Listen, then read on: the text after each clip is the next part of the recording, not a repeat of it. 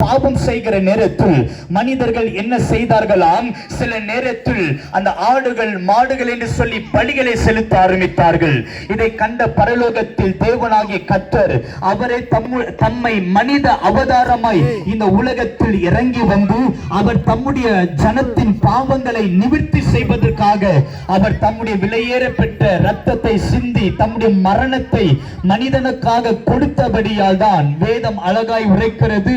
தம்முடைய ஜனங்களின் பாவங்களை நிவர்த்தி செய்வதற்காக இயேசு இந்த உலகத்தில் வந்தார். அல்லேலூயா, அல்லேலூயா. நல்ல சத்தமா சொல்லலாம். ஏன் இயேசுவானவர் ஏற்றுக்கொள்ள வேண்டும் என்று சொன்னால், நம்முடைய பாவங்கள், நம்முடைய சாபங்கள், நமக்குள் இருக்கிற எல்லா விதமான அக்கிரமங்களை மாற்றக்கூடிய தெய்வம் தான் இயேசுவானவர். இந்த வார்த்தை தேவ தூதன் மரியாளை பார்த்து சொல்லும் பொழுது மரியாள் சொன்னால், ஆண்டவரே இது எப்படி ஆகும் என்று சொல்லி கேட்கும் பொழுது பரலோகத்தில் ஒரு சத்தம் வந்தது. மனிதனால கூடாதவைகள் தேவனால் கூடும், தேவனால கூடாதவைகள் ஒன்றும் இல்லை என்று சொல்லி. அல்லேலூயா.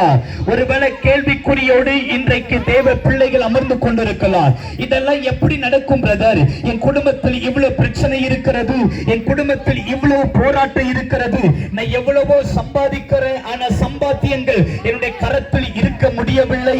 இல்லை, எவ்வளவோ நான் பாடுபடுகிறேன், என்னால சந்தோஷத்தோடு சமாதானத்தோடு இந்த உலகத்தில் வாழ முடியவில்லையே, நான் என்ன செய்வேன் என்று சொல்லி கேள்வியோடு நீங்கள் இருப்பீங்க என்று சொன்னால், சத்திய வார்த்தை அழகாய் உரைக்கிறது. தேவனால் கூடாத காரியம் ஒன்றுமே இல்லை.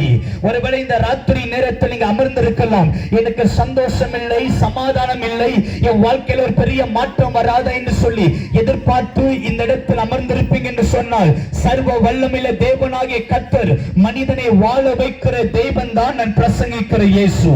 அல்லேலூயா. ஆண்டவரை ஏற்றுக்கொண்டவர்கள் இங்க இருந்தா நீங்க தயவாய் ஆமென் அல்லேலூயா சொல்லி மற்றவர்களுக்கு மாதிரியா இருக்கலாம். ஆமென் சொல்லுங்க. அல்லேலூயா. நாம் ஆராதிக்கின்ற தேவன் யார் என்று சொன்னால், சத்திய வார்த்தை உரைக்கிறது. எந்த மனிதனையும் புறம்பே தள்ளாதவர், அவரிடத்தில் வந்த எந்த மனிதனையும் அவர் வேண்டாம் என்று